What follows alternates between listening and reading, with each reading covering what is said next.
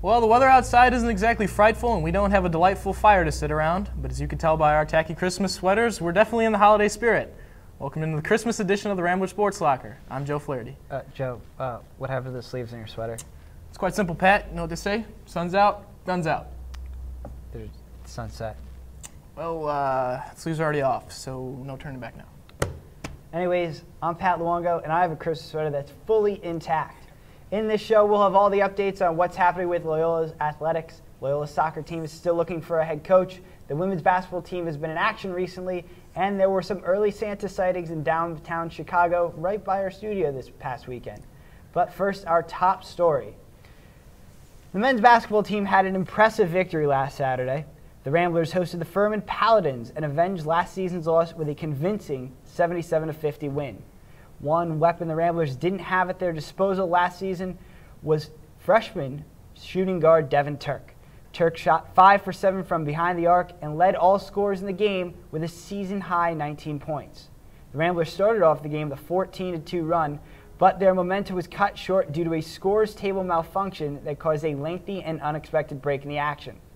With a 29-27 halftime lead, the Ramblers opened up the second half with guns blazing. After a quick Paladin layup to tie the score, Loyola scored 20 unanswered points. Their run was punctuated by a big alley-oop from freshman Matt O'Leary to freshman forward Nick Osborne, and that was the end of the game, basically. Ramblers' next game will be in East Lansing against the 19th-ranked Michigan State Spartans. The Ramblers aren't fazed by the Spartans' national ranking. Yeah, they're good. But at the end of the day, I mean, something that I've kind of always grown up on, they put their shorts on the same way we do. So, I mean, we're going to come in there, we'll be prepared. Obviously, we got great coaches, and we'll definitely come in there and play hard and defend. Bill's game against Michigan State will be their first game against a ranked opponent since 2010, when the 5th-ranked Kansas State Wildcats traveled to Rogers Park. The Wildcats narrowly escaped that game with a 68-60 victory. After their trip to Michigan, the Ramblers will host the 50th anniversary of the Game of Change against the Mississippi State Bulldogs on December 15th. The Ramblers men's basketball team has had an influx of young talent this year, and a key freshman cut off the bench has been point guard Jeff KeKe White. The Peoria, Illinois native has been contributing a lot of quickness to the Ramblers' offense. White has averaged 5 points and 2 assists a game as Loyola's sixth man. And he sat down with their own Julian Schwartz to talk about his transition to Loyola and his first few games in maroon and gold. Hey guys, I'm here with Jeff White, men's basketball player. He's a freshman this year, and it sounds a little bit weird for me because usually when I hear your name, I hear Jeff KeKe White. So where'd this KeKe part come from? I've been having it my whole life. My mom gave me the nickname. She never explained to me where it came from, so since then everybody been calling me that. So I really don't know where it came from. So do you go by Jeff or do you go by KeKe? Either or, it really don't matter. Is it your best friends get to call you KeKe then? Nah, pretty much everybody calls me it, so I'm used to hearing KeKe instead of Jeff. Like most of the teachers or coaches call me Jeff. Okay, so you're used to Jeff. All right, so first year at Loyola, wrapping up the first semester here at college. How has it been for a big transition from where you were before coming here? It was a big transition because when I coming from the high school I came from, it's like I kind of got like the easy ways, and now there's a big difference in college. So I kind of had some little stumbles, but my coaches, friends, and peers I met outside the school helping me. So it's been a good experience so far. How'd you decide to come to Loyola then? Well, first I did a visit around the campus, and the coaches told me how they wanted to do like a change around here. So I was really interested in that. I wanted to be a part of changing the basketball program around. And it's a good education school, so I know after I graduate with a degree, I have a great job. And it's in the city of Chicago. You can't beat that. Right. So you were saying that after you graduate, you have a good job. So is this basketball something you're going to do after college, or is this kind of the end of your career right here? Well, if I could go on further with basketball, I will, but if not, it probably just ends here. You're good? Yes. Just being done here? So you've obviously got a lot of experience already as a freshman. You've been getting a lot of time on the court. How does that feel to kind of be one of the major components in the wins so far? I feel great being a freshman. Not too many freshmen across the country get a chance to play Division I basketball. I get a lot of playing time, so I'm very thankful for that. And it's a great experience being part of this. We've been winning so far, so I'm very blessed. Great. So before you go to a game, do you have any like pre-game rituals that you have to do every time for good luck? Usually I probably just call my mom, my dad, get all my good luck wishes, and then just lay down, take a nap, just get ready, listen to certain songs. Yeah, do you have the same set of songs every time? Usually I do, but sometimes I try to switch it up, just get relaxed, get ready for the game. And once you're in the locker room, what are sort of the team dynamics before you're going into a game? Usually I'll probably joke around. Then as it get closer, we start focusing, getting our minds right for the games, talking to each other, preparing, make sure we know what we got to do to take care of business on the court. Awesome. And then, okay, so this is not even a very serious question. What do you think are 3 words that your teammates would use to describe you? Probably silly, funny, and I don't know the third one. Okay, so just 2 words. You only have 2 words to describe you. You're going to have to work on that one. No. All right, so looking forward to this season, what are you most excited for? I want to see, the most exciting thing I want to do is go to the NCAA tournament and win the conference, and basically just we have certain goals that we want to accomplish, and hopefully we reach them. Great. And then last thing, if there's anything that you could say to the Ramblers out there, what would you want everyone to know? I just want y'all to keep supporting us, and we're very blessed. The basketball team, the coaches, thank y'all for supporting us. Come out and support us because we need it. That's right. Awesome. Well, here I am with Jeff White. I'm Jillian Schwartz. Back to you guys. And sticking with men's basketball, they were represented in Loyola's Athlete of the Month honors for November. Senior Ben Averkamp was Loyola's Male Athlete of the Month. The Germantown, Wisconsin native leads the team with 17.4 points per game and has chipped in 6.6 boards per game. Alongside Averkamp is cross-country runner Dina Valgoy, who took home Loyola's Female Athlete of the Month award. The senior from Detroit finished 6th overall in the Midwest Regional race. With that performance, she became the first female runner in Loyola's history to qualify for the NCAA National Championship race. Women's basketball dropped a close one on the road to Northern Illinois last weekend, 67-63. However, they were back at the Gentile Arena this week hosting another in-state opponent. Did they pull out a W? Audrey Bailey has more. The women's basketball team attempted to break their 2-game losing streak on Wednesday, December 4th, against Western Illinois. The odds seemed for the Ramblers at first, given that they've defeated Western Illinois in all 4 previous matchups. The game started with the Leathernecks making a quick run. They were able to score the first 7 points of the game, but the Ramblers didn't trail for long. During the middle of the first half, 4 of Loyola's players were able to put points on the board to take the lead.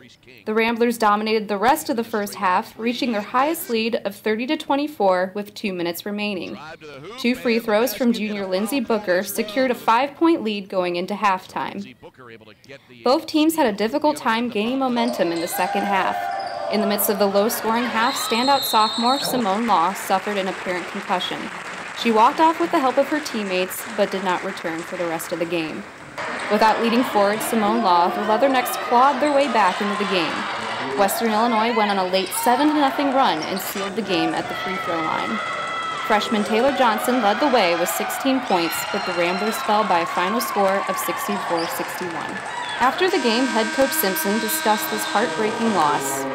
2 of our main scorers out there for the last, whatever it was, 6 or 8 minutes of the game, and so we had trouble scoring down the stretch as well. I don't know if we got to the line, it would have been nice as well. We made some bad decisions, maybe took some poor shots. Simpson also discussed how the team plans to overcome Law's absence in the immediate future. We'll do our best. Other people have to step up. Molly Crosby played pretty well in limited action there tonight. She's going to have to play well against Nebraska Omaha. Lindsay Booker, I thought, had one of her better games. She's playing out of position due to the injuries that we have, so hopefully Lindsay can continue to play well. Abby Scooby as a senior has got to step up and play well for us against his own in Nebraska. And so, just assume that other players need to do more. The Ramblers also dropped their following game against Nebraska Omaha to extend their losing streak to 4 games. Loyola hopes to change their fortunes with 3 of the next 4 games at Gentile Arena. For the Rambler Sports Locker, I'm Audrey Bailey. Well, Loyola students certainly have a lot on their Christmas wish list when it comes to sports this year. What's the one thing that they want Santa to bring them the most? Is it Derrick Rose's return, Bears in the playoffs, or an NHL hockey season? And only one college football team will find themselves under the mistletoe with the national championship trophy this year. Will it be Alabama or Notre Dame? Nick Amatangelo is standing by with a couple of Santa's little helpers to discuss all this and more on the Weekly Ramble. Hello, welcome to this week's edition of the festive Rambler Sports Locker. This week we have Nick Amatangelo versus Paige Friddle discussing some big topics in sports. Here we go. Question number 1. Northern Illinois University has made it to the Orange Bowl, and we are asking whether they deserve to go to the bowl game over teams such as Oklahoma and Georgia, who have better records and play in a tougher conference. Well, I think they absolutely should go. NIU! The rules of the BCS, however flawed they may be, state that if a team from a non-automatic qualifying conference, which NIU won the MAC, the Mid-America Conference, if they win and a member of an automatic qualifying does not finish in the top 16, so Wisconsin and Louisville, and they were not ranked in the top 16. So that means that NIU should, by all rights, go to the BCS Bowl, and therefore that's why they got the Orange Bowl bid. I'm going to also answer yes. I'm going to agree with Nick here. NIU has won their 12 last games. They beat Kent State in a really exciting double overtime finish. And they're ranked in the top 16 above both the Big East and the Big Ten champions. So absolutely, NIU should go to the bowl. All right, let's see what our Ramblers say. They both say yes. So Nick and Paige both get a point. Here we go. Okay, so now we're going to switch gears, talk about the national championship game. Alabama versus Notre Dame. Who wins? Roll Tide. It has to be Notre Dame. There's tape on how to beat Bama. There is tape how to beat Bama. There is no tape this year on how to beat Notre Dame. Notre Dame has beaten everyone. They had to beat USC. They had to beat Michigan. They had to beat Michigan State. Who did Alabama beat? Texas Christensen Southern South University. Nobody of note. Notre Dame is going to win this game. I'm also saying Notre Dame on this one. Notre Dame all the way. I was here 2 weeks ago saying Notre Dame. I'm back again to back them up. They've got Teo, who's officially now a Heisman finalist. And with similar offenses between Alabama and Notre Dame, it's all about the defense. So I'm saying Notre Dame. And if I hear one more person say Roll Tide, I am just going to go insane. Notre Dame all the way. Okay, and the Loyola Nation says yes, Notre Dame. Notre Dame. Okay, Nick and Paige both get 2 points, so we are tied at 2 right now. And third question, Loyola on Saturday is playing Michigan State. Does Loyola, or should Loyola, be playing Big Ten schools such as Michigan State? Absolutely not. No. We are not ready as a basketball program to take on such a tough opponent as Michigan State. They're 13th in the nation. They're going to give us I don't think we'll get steamrolled, but I don't think we're going to win this game. And I feel it's just going to really demotivate the team. We're riding a 4-game winning streak right now. That's just going to kill our momentum going into the conference season. I think that I don't think playing Sparty is a good idea. Play the Bobcats. All right, that might be a good idea. I'm actually disagreeing with Nick on this one. I think the benefits of the possibility of beating a team ranked in the top 25 nationally, that is outstanding. That would be so good for our team. That would get the momentum really high and the spirits really high, and it'd be great for Loyola Athletics if we could pull this off. And the Ramblers say yes, we should be playing Michigan State. So point for Paige and nothing for Nick. So Paige is winning by 1 right now. All right, last question. Chicago has a pretty long Christmas wish list this year with the Blackhawks still not playing and Derrick Rose still being injured. So who gets their wish? The Bulls with the NBA championship, Bears with the Super Bowl, or the Blackhawks with having a season? Shuffling crew. Well, with the Packers in the division, there's no way the Bears are going to the Super Bowl. I really want to see D. Rose come back and be dominant, but I have to go with the Blackhawks. There's word coming out left and right that the lockout's close to being over. Whether or not these rumors are true are yet to be seen, but it gives me hope that there might be a season this year. All right, I'm agreeing with Nick on this one. I mean, talk is cheap right now with the NHL and the NHLPA, but let's look at it. Like, the Bears are falling apart. Their defense is crumbling. Urlacher's out for the next 3 games. The Bulls have not been super outstanding this year, and we can only hope that the lockout ends. It's our only hope for Chicago this year. So, I'm saying it, Hawks. And the Ramblers say Hawks, yes. So you both get points, making the score 3-4, and Paige wins the Ramble this week. And there's Nick falling down. It's me. That is it for this week's Ramble. Back to you at the desk. Just when you thought it couldn't get any more ridiculous on this show, Benita Gingerella has a whole bunch of drunk people in Speedos. There's nothing quite like Christmas in Chicago. Fresh fallen snow, Santa's sleigh, and Speedos? Most won't even brave a Speedo on North Avenue Beach in August, but these runners seem to have no problem stripping down to their skivvies in the middle of downtown Chicago. They came from near and far on Saturday to spread some Christmas cheer Speedo style. I'm from England originally, though I moved down here about 5 months ago. Okay. I was looking on the internet, things to do before you leave Chicago, and this came up, and just thought it'd be a lot of fun. Shenanigans Bar and Division welcomed runners of all shapes and sizes to take part in their 4th annual Santa Speedo Run. It's a tradition that originated in Boston and was brought to the Windy City by founders Tom Letter and Annie Hamish. Well, we were in Boston and we saw it happen in Boston, so we brought it to Chicago, and we wanted to benefit the Chicago Diabetes Project, so here we are. It's the best thing. And while the atmosphere was quite festive, it was all done for a good cause. All proceeds from the Speedo Run were donated to the Chicago Diabetes Project. About 300 runners kicked off their December by dashing down Rush Street, donning only a Santa hat and a bit of spandex.